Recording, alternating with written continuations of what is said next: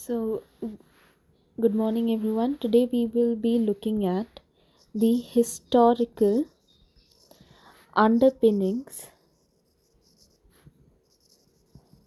of Indian Constitution. What does this signify, or what does this mean?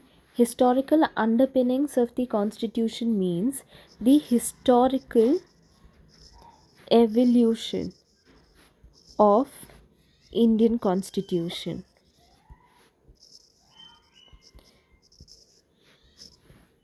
All of us know that Indian Constitution did not evolve in a single day. It took years and years to reach to the final constitution, and even today we keep on amending the constitution. So we are looking at the evolution of the Indian Constitution, what events helped Indian Constitution to reach to this stage. So, definitely, one of the significant events in the history of India is the Battle of Buxar, 1765. Battle of Buxar was the last nail in the coffin of Bengal. Post that, the Diwani rights of the then Bengal, Bihar, and Orissa went to the British. And this actually marked the beginning of British rule, or it started laying the foundation of British rule in India. And so all these acts, be it the Regulating Act, Charter Acts, or later on you will also see the Indian Councils Act, all these acts played a significant role in the framing of the Indian Constitution, because you will find certain provision existing in the current constitution were taken from these provisions. So we can say that the Indian Constitution does have some colonial provisions. So the Indian Constitution does have certain provisions taken from these acts. That is why it is inevitable, or it is necessary to study these acts. So till 1857, that is why this is a significant or a watershed year. This is a significant year or a watershed year primarily because of the Sepoy Mutiny, or the revolt of 1857. So from 1858 onwards, that is post the Sepoy Mutiny, we have crown rule. That means the crown took over the governance of India, and till 1858 we had the company rule. What does company rule mean? Company rule means East India Company was handling the political matters and the administrative matters.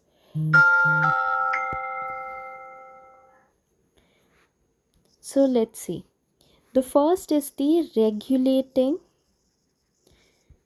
Act of 1773.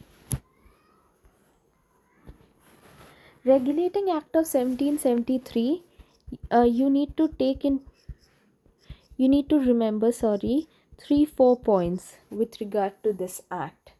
It designated the governor of Bengal the position of Governor General of Bengal.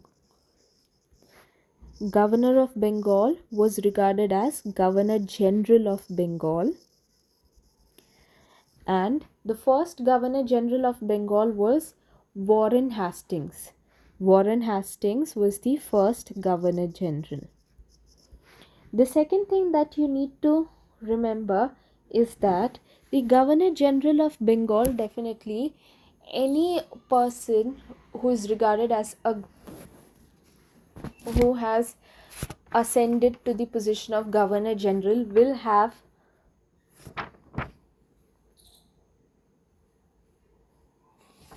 a council to assist them. For example, President works on the aid and advice of the Council of Ministers. Similarly, the Governor General of Bengal also had an executive council, and they comprised of 4 members. So we had 4 members in the executive council. Okay. Secondly, Supreme Court was established. Supreme Court was established at Calcutta in 1774. You know the name of the first justice? It was Elijah Impey.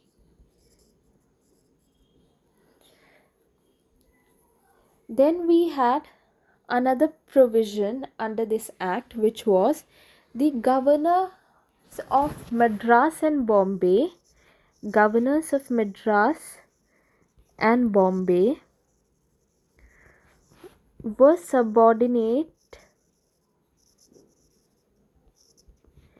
to Governor General of Bengal. Okay, GGB means Governor General of Bengal.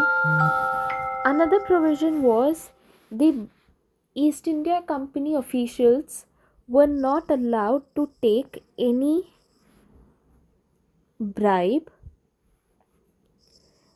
or you can say that they were not allowed to indulge in trade with the natives. So they were not allowed to have any trade with natives, because we know this act had a backstory. The backstory of this act was basically to regulate the affairs of East India Company.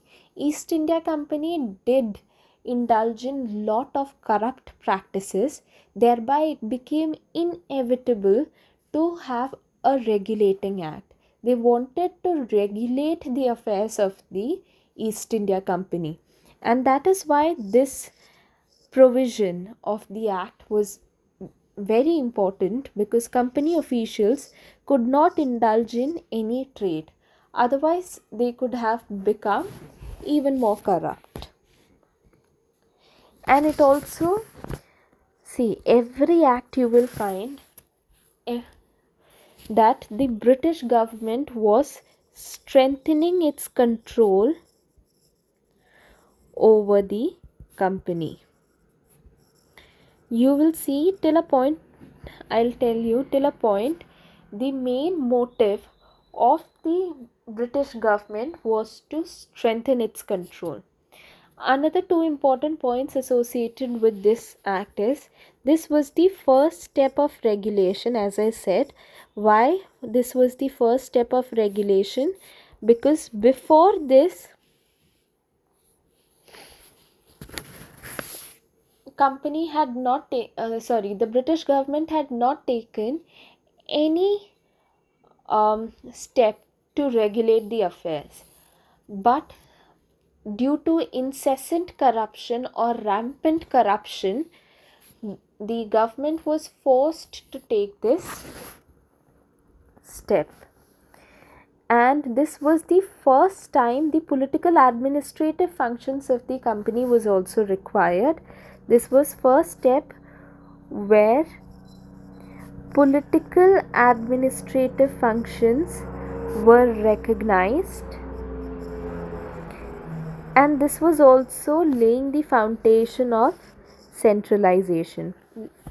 Laying the foundation of centralization means this was trying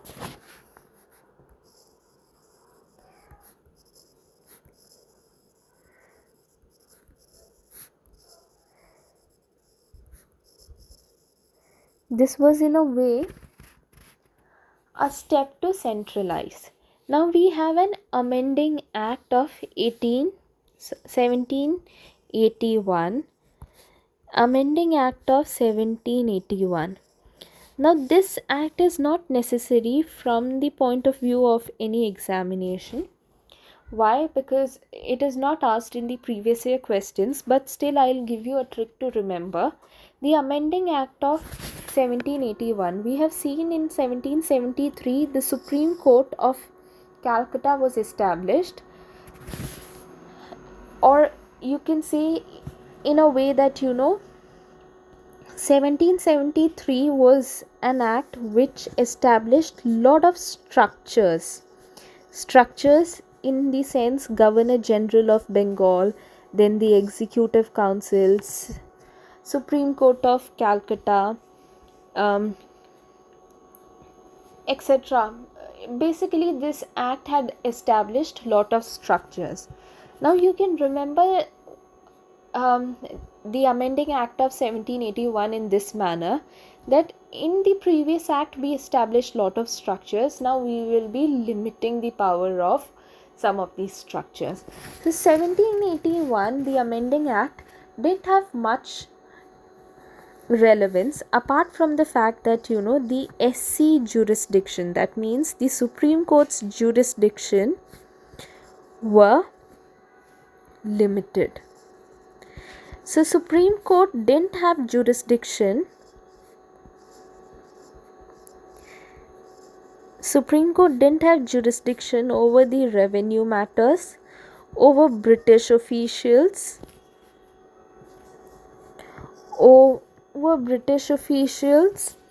then also over Governor General of Bengal, executive officials. Only the Supreme Court had jurisdiction.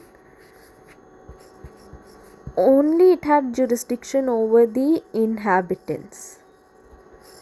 And that's all you need to remember about Act of 1781. Now comes a very important act. This act is extremely important. Pitt's India Act of 1784. This is extremely important. Why it is extremely important, I'll tell you. Because this act established a system of double government.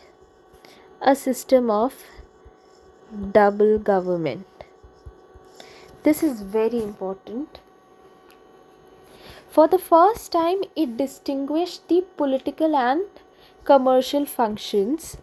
So it distinguished political and commercial functions of the company, of East India Company, and also it established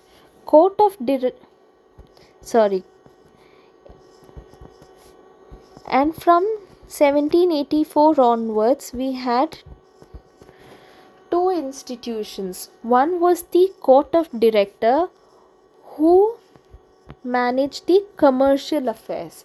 So you can remember, Court of Director managed commercial affairs. C for Court Director, C for commercial affairs.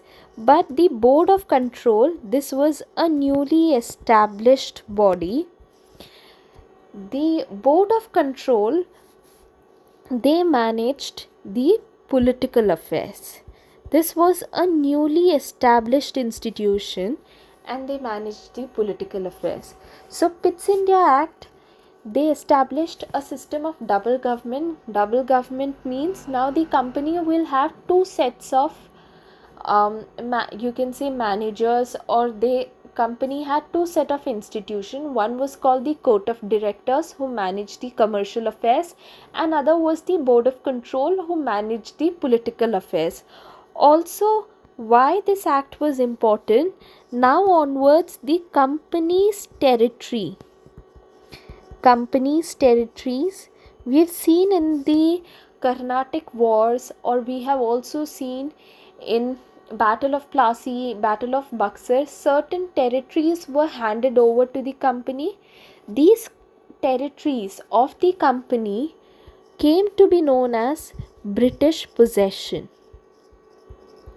They came to be known as British possession. Again, the British government was trying to take control over the company in this act. Now comes Act of 1786, again not an important act, but you need to remember it because Lord Cornwallis was associated during this tenure, and we have seen the Executive Council here, which comprised of 4 members. In the Act of 1773, Act of 1786 says that there were 4 members in the Executive Council, right? And one was the Governor General. So 1 plus 4. Now let's say they have to make a decision. What will happen if majority goes on with the members of the Executive Council? Then the Governor General's decision won't be considered. Let's say Governor General is in favor of a matter and the Executive Council is against a matter. Okay? What will happen? The majority vote will be with the Governor General's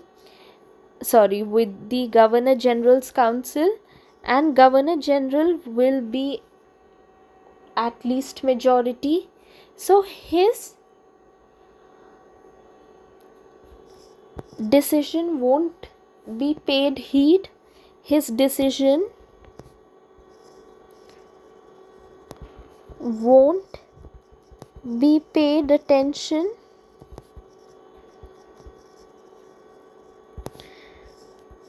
and they will win with majority.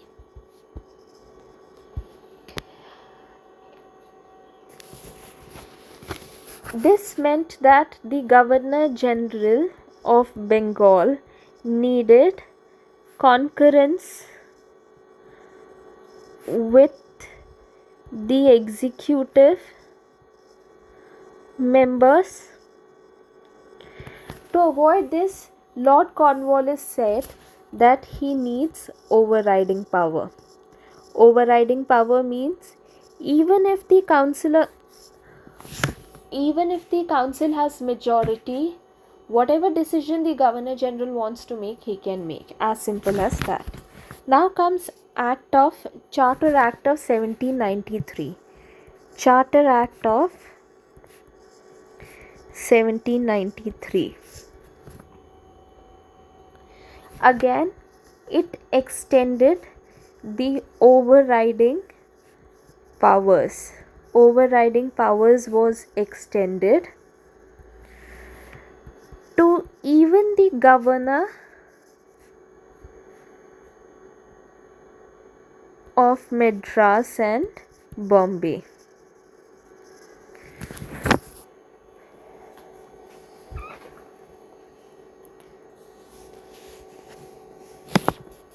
It extended the trade monopoly for 20 years. Now, what does trade monopoly means?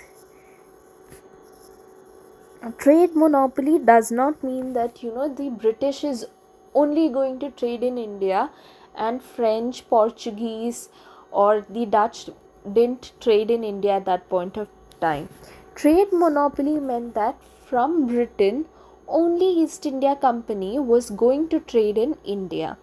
That was meant by trade monopoly. It meant only East India Company is going to trade in India. So trade monopoly was extended for 20 years. 20 years means till 1793.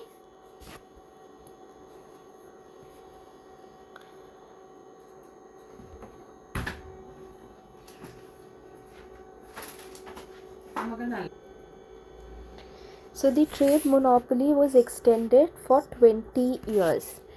This means that from 1793 it was extended till 1813. And another important aspect of the Charter Act of 1793 is that the members of the Board of Control, we have seen Board of Control was established in which Act? 1784 Act. Now they were paid from the Indian revenue. They were paid from the Indian revenue, and this marked the beginning of wealth drain in India. Drain, we have studied about, draining of the wealth of India. Similarly, the wealth of India began to be drained. Sorry. Basically, the looting part started here. The drain of wealth marked by this act. It was marked by this act. Now comes, so just revise whatever you have done by so far. The Regulating Act of 1773 structures were established in the act. What all structures were established? The Governor of Bengal began to be known as Governor General of Bengal. Warren Hastings was the first Governor General of Bengal. We saw that to assist the Governor General of Bengal, an executive council was established with 4 members. Supreme Court of Calcutta in 1774 was established with the first Chief Justice as Elijah Impey. Then we also saw, because of rampant and incessant corruption, the company officials were prohibited to indulge in any private trade. We also saw that the British government's control over the company was increased. Then came the Amending Act. I said all the provisions which were made in the previous act, or the Act of 1773, were rectified in this act. All you need to remember with regard to the Amending Act of 1781 is that Supreme Court's jurisdiction were limited. So Supreme Court didn't have jurisdiction over the company officials, executive members of the Governor General's Council, Governor General, revenue matters. Only they had jurisdiction over the inhabitants. Then we saw an act which established a system of double government. It was known as Pitt's India Act of 1784. We saw for the first time companies, commercial and political powers were distinguished. Companies, political powers and commercial powers were distinguished. Court of directors were superintended to manage the commercial powers, and Board of Control, it was a newly established body, took charge of the political powers. We also saw companies' territories which the company has acquired hitherto came to be known as British possessions. Absolutely, they came to be known as British possession. Then we saw an act of 1786. I just said, remember the year 1786 was associated with Lord Cornwallis. When we will do Governor Generals of India, it will be really helpful to associate the year 1786 with Lord Cornwallis. And one thing you need to remember is Lord Cornwallis was the one who began this overriding power feature. Then we came to Charter Act of 1793. Overriding powers were extended to the presidencies of Madras and Bombay. We saw that trade monopoly. I had explained to you what was trade monopoly. It meant that only East India Company from Britain was going to trade in India. No other company from Britain was going to trade in India. Only East India Company had exclusive power, and that charter which granted them exclusive rights was extended for 20 years. Then we saw that the board of control members were paid from the Indian revenue, and this marked the beginning of wealth drain in India. By so far, I think it is clear. Now comes 1813. See, we are beginning, or we are laying a skeleton or a framework for the British to begin their rule in India. So I call Charter Act of 1813 as a preparation phase. Why I call it preparation? It is easy to remember in that manner. In 1813, for any foreign power to rule in India, they would want the Indians, or they would want the subjects at that point of time to know their culture, their traditions. They wanted them to know more about their religion.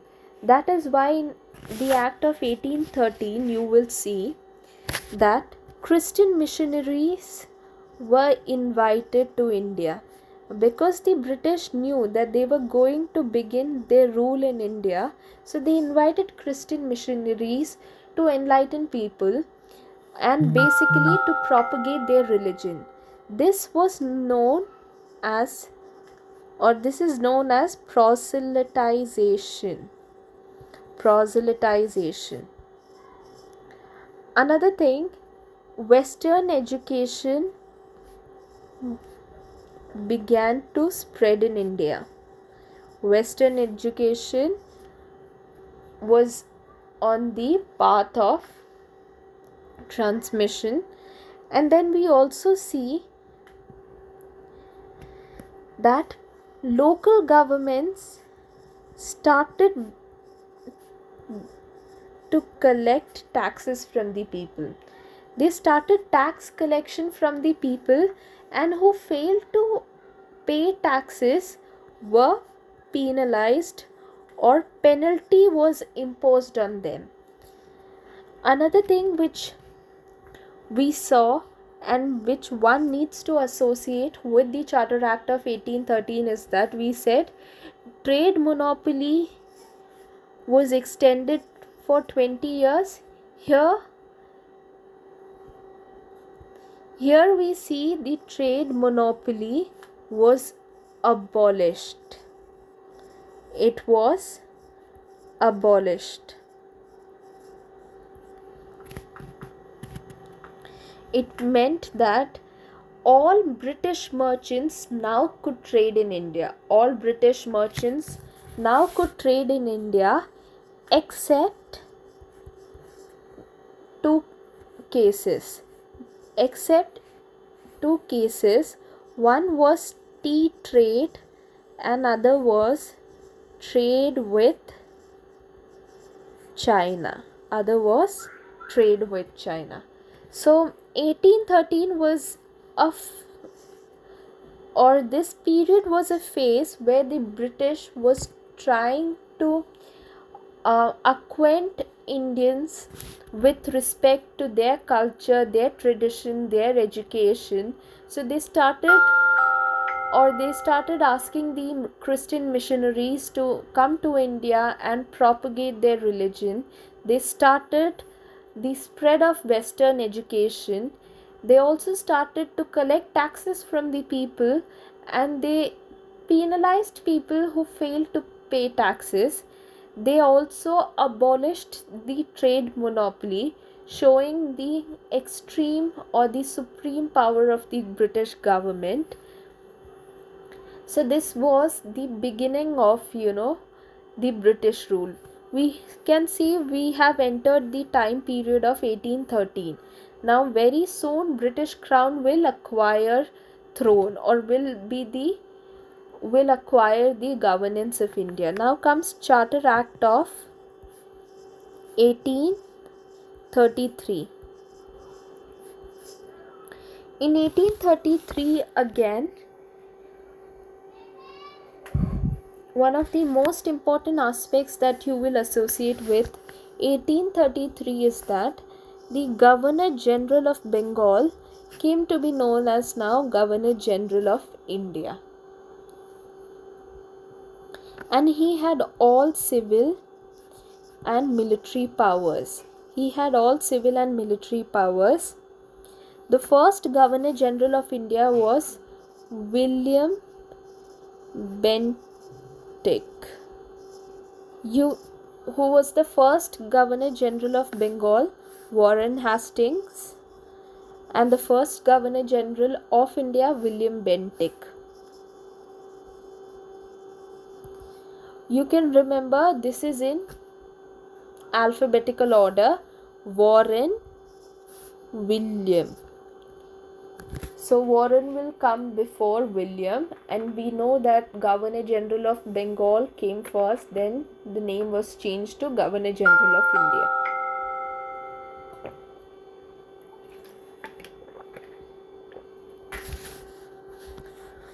And now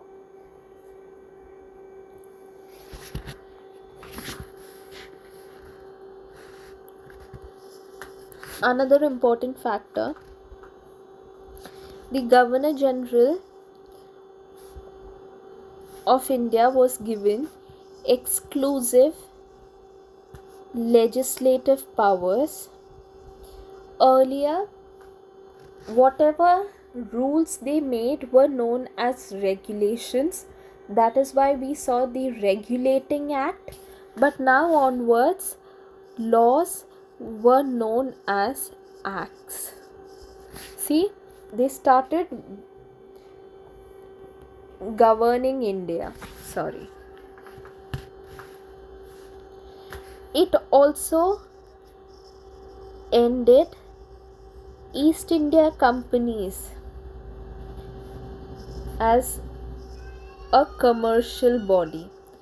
So slowly and gradually, East India Company lost its significance. And they also tried to open the civil services for Indians, but they failed miserably. Now comes Charter Act of 1853. Charter Act of 1853. This act is very important. For the first time, the legislative and executive function of Governor General's Council was separated. We saw when was the Governor General's Council established, in which act? 1773. We saw in 1773 a Governor General's Council was established comprising of 4 members. And we also saw for the first time commercial powers and political powers were separated, in which act? Pitt's India Act. The commercial and political functions were separated. Now in the Act of 1853, the legislative and executive powers were separated. So initially we had a Governor General's Executive Council. Now a new body was established, and this body was called Indian Legislative Council, and it comprised of 6 members.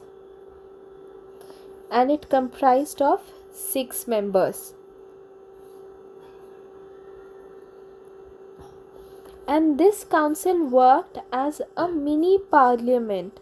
Why it was called a mini parliament? Because the main job associated with this council was law making. That is why it was called a mini parliament.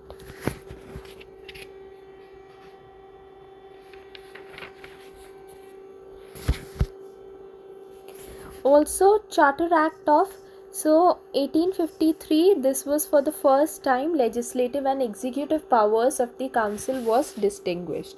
So don't get confused. In Pitt's India Act of 1784, for the first time political and commercial powers of the company, were recognized or were distinguished. But here, when we are talking about the council, you need to know the council came into existence during the Charter Act of 1853. Then only we can distinguish between the executive and legislative powers. So it also introduced an open competition system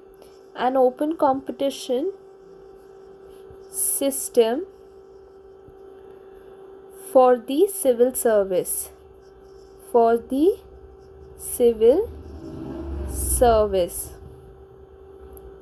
And with respect to this, a Macaulay committee was established in 1854. Macaulay committee was established in 1854. Also,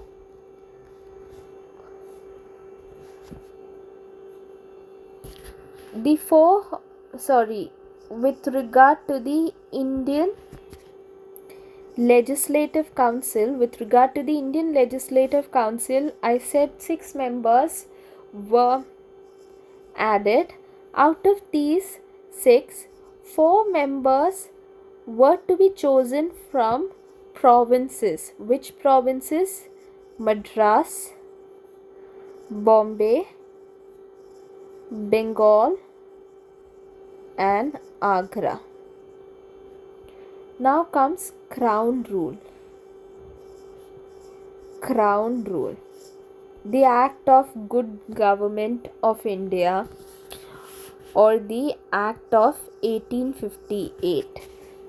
Government of India Act of 1858. Government of India Act of 1858. This act is important. Why it is important? Because now the Governor General of India came to be known as the Viceroy. And who was the first Viceroy? Lord Canning was the first Viceroy of India. It abolished the double government. Double government was established in Pitt's India Act of 1784. See, this is how you revise. Double government was established in 1784, but this was abolished by the Act of 1858. Why it was established? Because now onwards, India was directly ruled by the crown. There was no need for a mediator like the East India Company. That's why the East India Company was abolished. So from 1773 to 1858, we can see the powers of the East India Company was declining. The power of EIC was declining. Here it was 1773. This is 1858. A new office was created which was called Secretary of State, and it had a council to assist. Secretary of State, a new office was created, and this had a council which was a 15-member body. This was a 15-member body.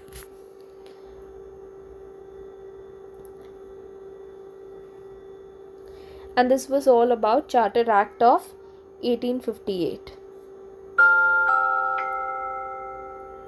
Now comes 1861. Indian Councils Act of 1861. You can remember this act by using a mnemonic, DOPI. Okay, DOPI. The first feature of this act was decentralization. Now this is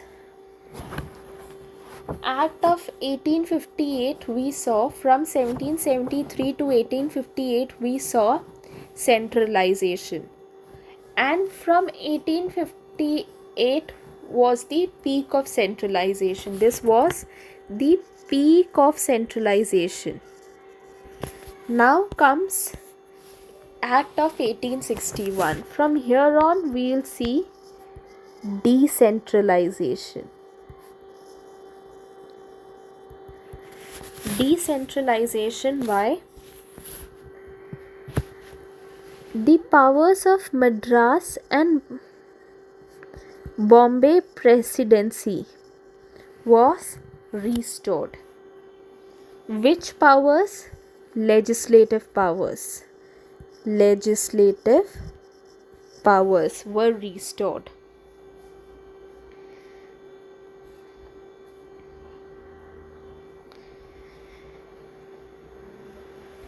Then O stands for ordinance. Currently, the Indian Constitution, which article talks about ordinance? Article 123 and 213. Right? Here, the ordinance making power was taken from the Act of 1861.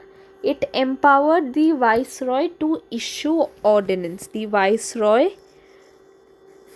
could issue ordinance. Then we saw P stands for portfolio. Portfolio means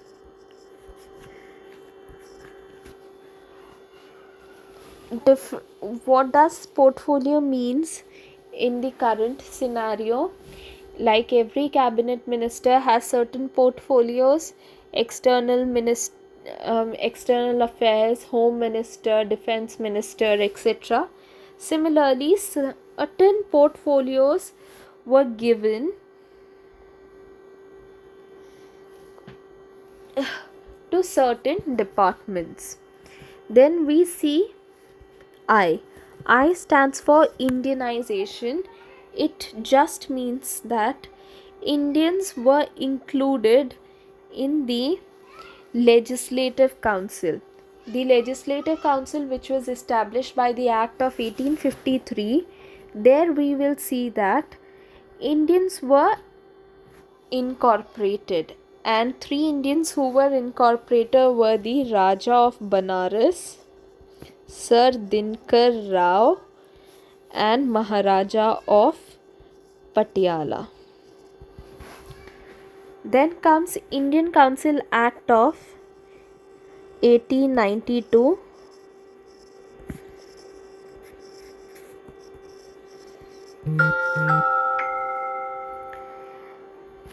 Again, this act is associated with the Legislative Council. The number of non-official members of the council were increased. The councils were given the power of discussing budget, and we also saw that it provided for nomination of some of the non-official members. Then comes Indian Council Act of 1909, or Morley-Minto Reform. Morley-Minto Reform. Okay. It increased the size of Legislative Council. Again, the size of the Legislative Council was increased. So in 1892, the Legislative Council was increased. In 1909, the Legislative Council members were increased, and you will see that the non-official members are only increased. And here we'll give you data from 16 to 60. It was in the Central Legislative Council, the members were increased. Provincial Council, we don't know. The number was not uniform. But of course, there was official majority in the Indian Central Legislative Council. But in provincial councils, we had non-official majority. Okay. And it also increased the deliberative function. In 1892, you have seen that, councils were given the power to discuss the budget. Now they could also ask supplementary question. So 1892 and 1909 were primarily with respect to the legislative councils. Also, for the first time, remember the executive council?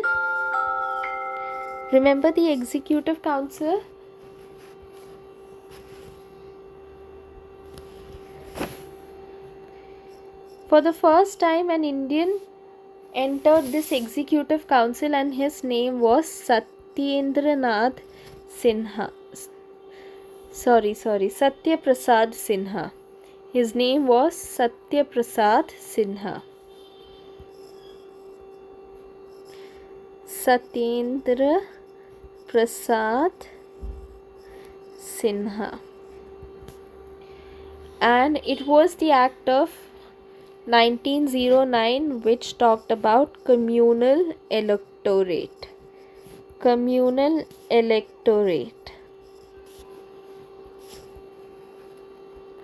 And that is why Lord Minto was called father of communal electorate.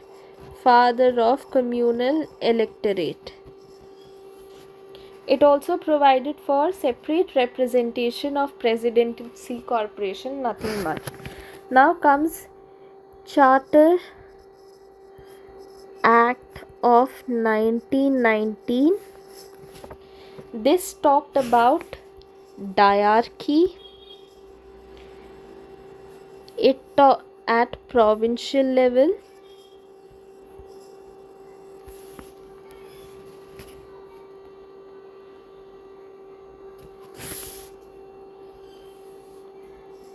It talked about bicameralism.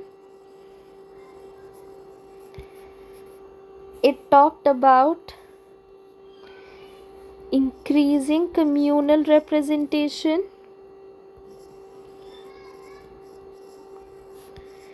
to 6 Anglo-Indians, Christians, Europeans,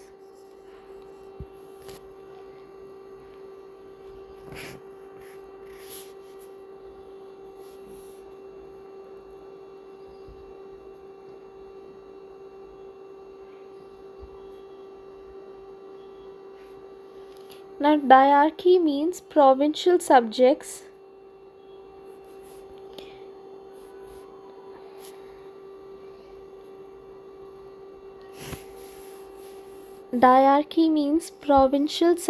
were divided into two lists: transferred and reserved.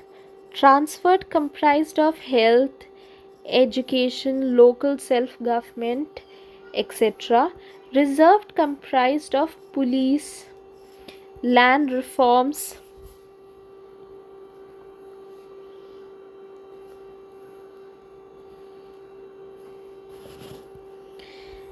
justice, and this was a previous year UPSC question also, 2022, reserved subject. And also one step ahead we'll study, because this was a previous year question and it has chances of being asked again. The transferred subjects and reserved subjects both were dealt by Governor General of India. The only fact was, with regard to transferred subject, the Governor General was not responsible With regards to transferred subject, the Governor General was responsible to the Legislative Council, but with regard to transferred subject, the Governor General was not responsible. Transferred में they were responsible to the Legislative Council, but here they were not responsible to the Legislative Council. Reserved में they were not responsible, but in transferred they were responsible.